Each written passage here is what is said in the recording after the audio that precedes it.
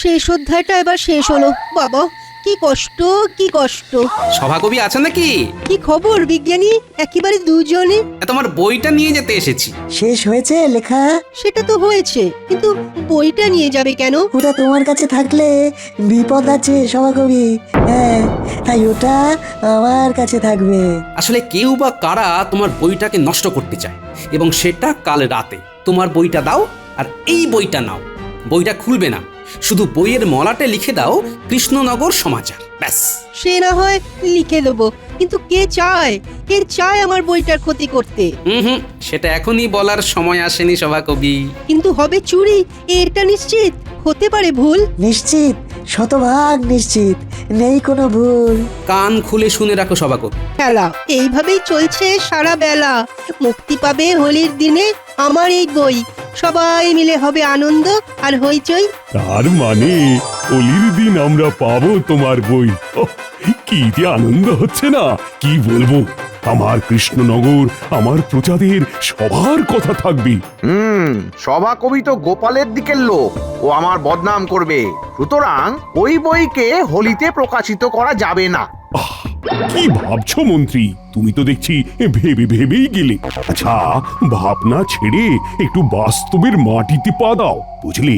সেদিন ভাবছি একটা জমকালো অনুষ্ঠান করব। আমার কৃষ্ণনগরের কথা তো সবাইকে জানাতে হবে। তুমি বরং আয়োজন করো।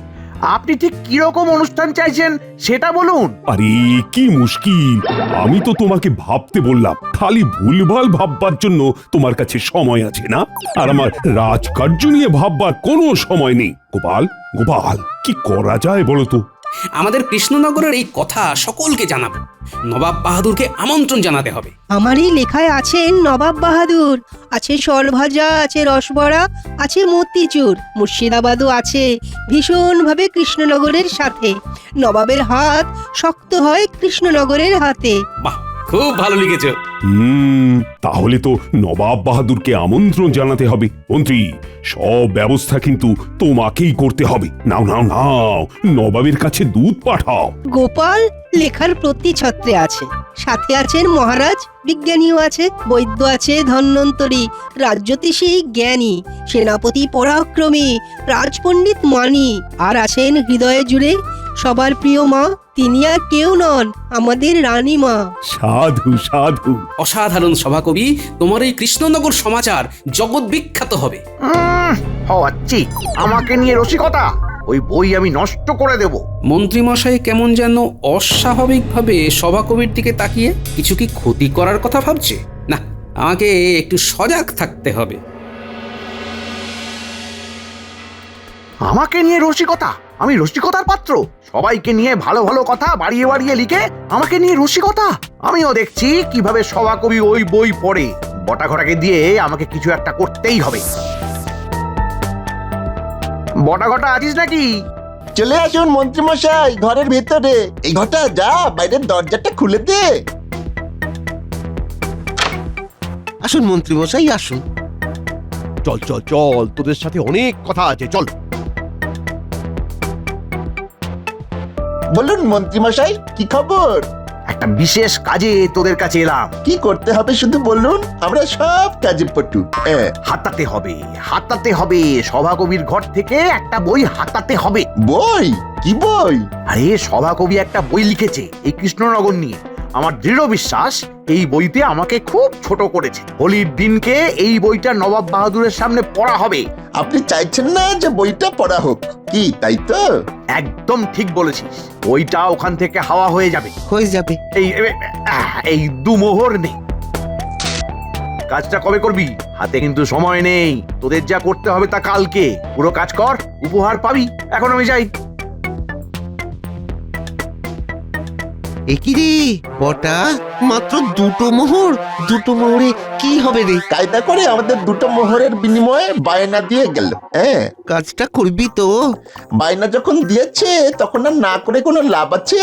কাল কাজটা করে মন্ত্রীমশাইকে বাঁচিয়ে দিই, তারপর আমরা নাচিয়ে ছাড়বো। ভাবিস না?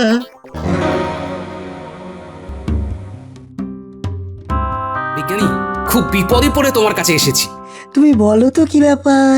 আমি দোল পূর্ণিমার দিন কিছু বিপদের আশঙ্কা করছি বিজ্ঞানী। কি রকম? মন্ত্রী কিছু একটা ভাবছে, বুঝলে? কি ভাবছে সেটা তো আমি বলতে পারবো না, কিন্তু যেটা ভাবছে সেটা ওই সভাকবির বইটা নিয়ে। ও যেমন করেই হোক বইটার ক্ষতি করতে চায়। তোমার কেন মনে হচ্ছে যে মন্ত্রীমশাই সভাকবির বইটার ক্ষতি করবে?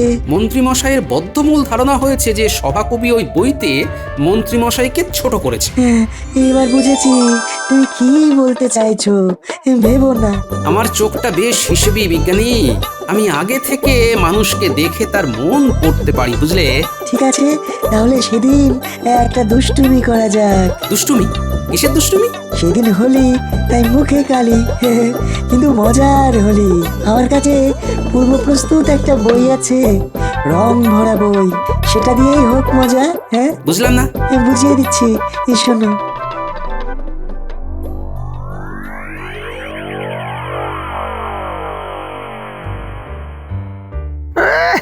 যাহার চরিত্র ভরা বেগুন। বেগুন আরে আরে বেগুন খুব ভালো সবজি। দেখুন, বেগুন যখন ছাঁকা তেলে ভেজে পাতে আসে তখন তার মহিমাই আলাদা। কি জানি বাবা, কিছু কিছু বেগুন খেলে ও কুট কুট করে। বেগুনের কোনো গুণ নেই। গিন্নি, তুমি আর কাটা ঘায়ে নুনের ছিটে দিও না তো। তোমার কি মনে হয় আমি বেগুন? তোমাকে কে বলেছে যে তুমি বেগুন? আবার কে? আমাদের সভাকবি। সবার নামে ভালো ভালো কথা, কিন্তু আমার নামে কোনো কথাই নেই। আমার নামে ঢেলে বদনাম করেছে। তুমি দেখেছো যে তোমার নামে বইতে বদনাম লেখা আছে? দেখিনি, কিন্তু আন্দাজ করতে পারি। আমি মন্ত্রী, আমার একটা সূক্ষ্ম দৃষ্টি আছে। আমার কিন্তু মনে হয় না। ধুর, এই জন্যই বলে অবলা। তুমি অবলা, তোমার বলা সাজে না। ঠিক আছে, আমার বলার কথা তাই বললাম। রাখা না রাখা সেটা তোমার ওপর। আবার রাগ দেখানো হচ্ছে। অবলার আবার রাগ। বাহ, এটা বেশ ভালো একটা মজা হবে। আমাদের সভাকবির বইকে নষ্ট করবে? এত সাহস! তাহলে চলো বিজ্ঞানী, আমরা সভাকবির বাড়ি যাই তোমার রং ভরা বই নিয়ে। চলো।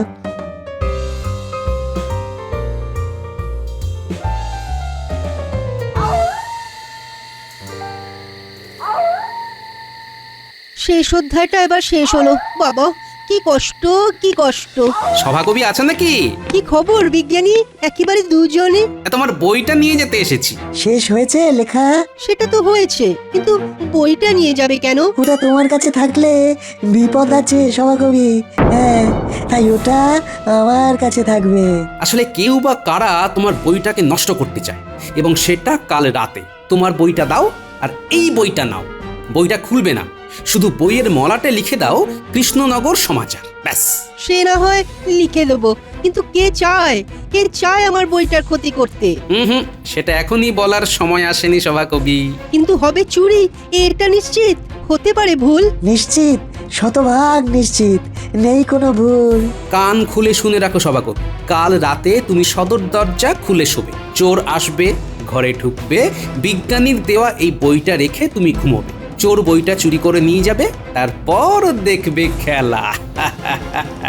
এই আসল বইটা দাও, ওটা আমার কাছে যত্নে থাকবে। হ্যাঁ,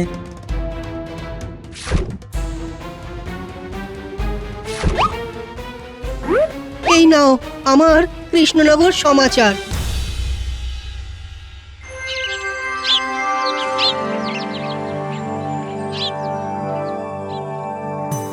এই মন্ত্রী, নবাব বাহাদুরের কাছে আমন্ত্রণ পত্র পৌঁছে গেছে তো? হ্যাঁ মহারাজ, দোল পূর্ণিমায় মহারাজ কেমন ঘোল খাবেন। মন্ত্রী বেগুন। আচ্ছা মন্ত্রীমশাই, আপনি মাঝে মাঝে কিরকম উদাস হয়ে যাচ্ছেন? কি ব্যাপার? আপনি কি কিছু ভাবছেন? হ্যাঁ, আমি কাল থেকে লক্ষ্য করছি, কথা বলতে বলতে কি যেন আকাশ কুসুম ভাবতে শুরু করছে। ভাবনা কি একটা মহারাজ? নবাব বাহাদুর আসছেন, তার একটা সম্মানের ব্যাপার আছে, তার তার সুরক্ষার ব্যাপার, তার উপর সেদিন আবার দোল, ঝঞ্ঝাট কম। তা ঠিক। আমি থাকতে ওই সুরক্ষা নিয়ে আপনাকে খুব একটা ভাবতে হবে না মন্ত্রী মশাই। কোনো চোর জোচ্চোর কেউ বাইরে থাকবে না। হ্যাঁ, সবাইকে কারাগারে ঢুকিয়ে রাখবো। আচ্ছা, কাল তো দোল, আমরা রং খেলবো সবাই। সভাকবির বই পড়া হয়ে গেলে ভোলা ময়রাকে বলে দাও, দোকানে সব মিষ্টি এখানে আসবে, আমার সমস্ত প্রজারা বাঁধন ছাড়া আনন্দ করবে। হেসে নিন মহারাজ, আজ ভালো করে হেসে নিন। আজ ন্যাড়া পোড়া, ন্যাড়া আজ পূর্বে, কাল আপনার মুখ পূর্বে নবাব বাহাদুরের কাছে। সভাকবি, কাল খুব ভালো করে বইটা পড়ো। কাল আসরটাকে একেবারে জমিয়ে দিও। নবাব বাহাদুর যেন খুব খুশি হয়। আমি খুশি করবার চেষ্টা করব বারবার। আপনাদের খুশি করাই ব্রত, আমিও তো খুশি থাকি আমারই মতো। বড় আনন্দের দিন উজির। আমার কৃষ্ণনগরকে বর্ণনা করছে সভাকবি। আমাদের মুর্শিদাবাদকে নিয়ে একটা লিখতে হবে। ঠিক বলেছো। দেখি সভাকবির লেখার হাতটি কেমন, তারপর আমিও বলবো আমাদের সমস্ত বাংলা নিয়ে লিখতে। কোনো একটা প্রদেশ নয়, সব বাংলা নিয়ে। আপনার অনেক দিনের মনের ইচ্ছে সেটা পূরণ হবে জাহাপানা। উজির, আমরা আজ রাতেই রওনা দেবো, সেই মতো প্রস্তুত হতে বলো। যথা আজ্ঞা জাহাপানা।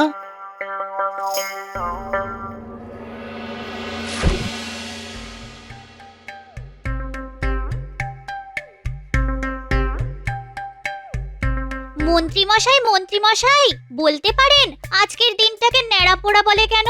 জানি না, যা, এখন কাজের সময়, আড্ডা মারার সময় নয়। মন্ত্রী মশাই, নেড়ার ঘরে বড় বড় 4টে আলু আর দুটো বেশ বড় বড় দেখে বেগুনও পোড়াতে দিয়েছি। বেগুন পোড়া লঙ্কা দিয়ে মেখে গরম রুটি দিয়ে খেতে খুব ভালো লাগে। ওহ, এখানেও বেগুন! তোদের কি আমাকে দেখে বেগুনের কথা মনে পড়লো? যত সব। এ কি রে বাবা, মন্ত্রীমশাই বেগুন শুনে খেপে গেলেন কেন? আজ রাতে বইটা হাতাতে হবে। ওটা নিয়ে আপনি ভাববেন না, ওটা হয়ে যাবে। শুধু আমাদের পেটের খিদেটা দিকে একটু নজর দিন। সেদিন হাতে দুটো মোহর ঠেকিয়ে চলে গেলেন। আজ আমাদের অগ্রিম না দিলে আমরা কিন্তু কাজে যেতে পারবো না। আরে আরে, আমি তো তোদের পারিশ্রমিক দিতেই এসেছি। এই নে। আজ রাতেই যেন কাজটা হয়ে যায়। এতে কত আছে সেটা আগে বলুন। এই 20 মোহর। হ্যাঁ, তার মানে পুরো কাজটা আপনি প্রায় বিনা মজুরিতে করাতে চান? বাবা, এই বই হাতাতে কত নিবি রে? এটা তো আপনি আমাদের সাথে কথা বলে নেননি। আপনি তো মাত্র 2টো মোহর দিয়ে চলে গেলেন। সবকিছুর তো একটা নিয়ম নীতি আছে। তা তোরা ওই বইটা হাতাতে কত নিবি বল? আমাদের দুজনকে 100 করে মোহর দিতে হবে। 100? ওরে বাবা! তাহলে থাকুক, আপনি অন্য কারোর কাছে যান। না, তোরাই করবি। আমি কাজ হয়ে গেলেই তোদের পারিশ্রমিক দিয়ে দেবো। হ্যাঁ, আবার ধার বাকি? এই ধরাধরিতে যাবেন না, হাতে তো সময় আছে। ঘটা আপনার সাথে যাচ্ছে, হাতে পুরোটা দিয়ে দিন। তাতে আপনিও নিশ্চিন্ত, আমরাও নিশ্চিন্ত। না, এদের দিয়ে আর কাজ করাবো না। এইবারটা ঠাকুর করে উঠে যাক, তারপর কেলে পচাকে দিয়ে কাজ করাবো। চল।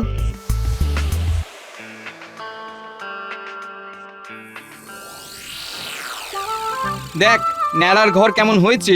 বাহ, খুব ভালো হাতের কাজ করেছে পুটির বাবা। শুকনো পাতা, খড় আর শুকনো কাঠ দিয়ে কি সুন্দর ন্যাড়ার ঘর বানিয়েছো। গোপাল দাদু, ওই দেখো মন্ত্রীমশাই আসছেন। বাবা, পেছনে পেছনে ঘটা বাবু হাঁটছে। এই রে, গোপাল দেখি দাঁড়িয়ে। ওরা আর ন্যাড়া পড়াবার জায়গা পেল না। কি বলি। হ্যাঁ, ওমা গোপাল, তুমিও বাচ্চাদের সাথে নেড়াপোড়া করছো? এদের কাছে এলেই তো আমার ছোটবেলাটা ফিরে আসে মন্ত্রী মশাই। তা আপনি ঘটাকে নিয়ে কোথায় চলেছেন? আরে, নারকোল পাড়াতে যাচ্ছি। নারকোল হয়েছে তো। সারাদিন গেল, এই সন্ধে হবার মুখে আপনি ঘটাকে দিয়ে নারকোল পাড়াবেন? তাতে কোনো অসুবিধে নেই গোপাল দাদা। আমার চোখ অন্ধকারেও জ্বলে কি না। ও তাই? বাবা, অন্ধকারে চোখ জ্বলে? তাহলে কাল কয়েকটা নারকোল রাজসভাতে নিয়ে আসবেন মন্ত্রী মশাই, ভুল যেন না হয়। সে দেখা যাবে। একটু পরে আসুন ন্যাড়া পোড়ার প্রসাদ নিতে। আলু পোড়া আর বেগুন পোড়া, তাতে লঙ্কা আর কাসুন্দি দিয়ে মেখে। তুমি থামো তো, খালি বেগুনের কথা ভালো লাগে না আমার। চল ঘটা, চল। সাবধানে মন্ত্রী মশাই, উত্তেজনা প্রশমন করুন। সন্ধে হয়ে গেছে গোপাল দাদু, এবার ন্যাড়াপোড়া হবে। বাচ্চারা কেউ আগুন লাগাবে না। কুটির বাবা, নাও এই লম্বা শুকনো কাঠটা দিয়ে তুমি যা করার করো। আমরা সবাই এখান থেকে দেখবো আর আনন্দ করবো।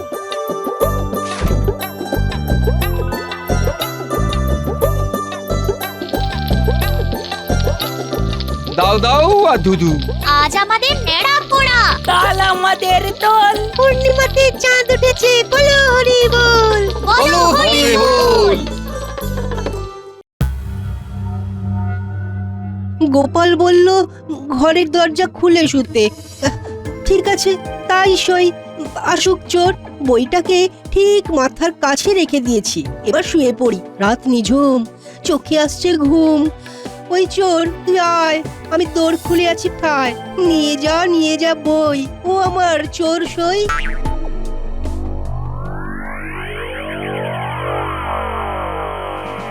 আরে বাস, আমাদের আর সিঁধ কাটতে হবে না রে।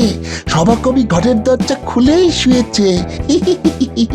চল চল ঘরে ঢুকি আর ওই বইটা নিয়ে মন্ত্রীমশাইয়ের হাতে তুলে দি। চল চল চল।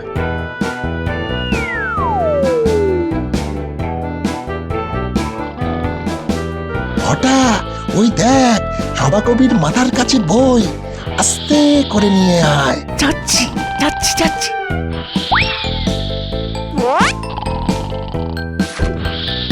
ব্যাস, চল এবার চল।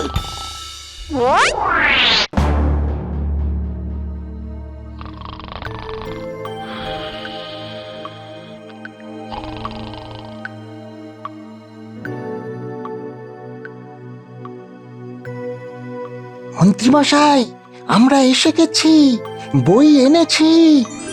দাঁড়া,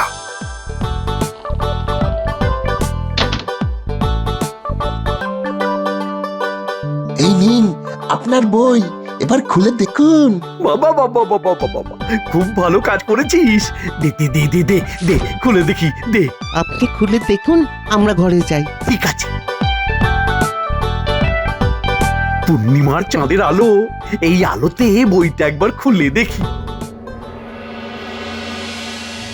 যদি কৃষ্ণনগর সমাচার জানতে চাও তাহলে পরের পাতা উল্টে সাদা কাগজের ওপরে ভালো করে 3 বার হাত ঘষে চোখ বন্ধ অবস্থায় সেই হাত নিজের মুখের ওপর বোলাতে হবে।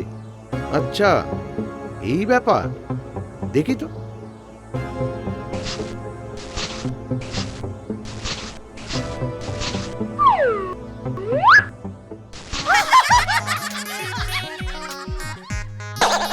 এ কি, এই পাতায় তো কিছুই দেখতে পাচ্ছি না। তাহলে কি আমাকে বোকা বানালো? আরে এই, আর আমার মুখটাও কেমন চটচট করছে। এ বাবা, ওইনি, কিন্তু দেখো তো আমার মুখে কি যেন একটা লেগেছে। কি লেগেছে গো? কে তুমি? কি মা? এ তো নীল মানুষ। এই এই এই এই, তুমি বাইরে যাও, যাও বলছি। তোমাকে তো আমি চিনতে পারছি না। যাও। দাঁড়াও, আমি মুখটা ধুয়ে আসছি। দাঁড়াও। এই রে, আমার মুখের রং তো উঠছেই না। হায় হায় হায়, কি হলো? আরে কিছুতেই উঠছে না, কি হলো এটা?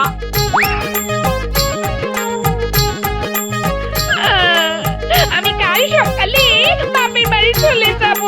এই নীলবর্ণ মানুষকে নিয়ে আমি কিছুতেই থাকতে পারবো না।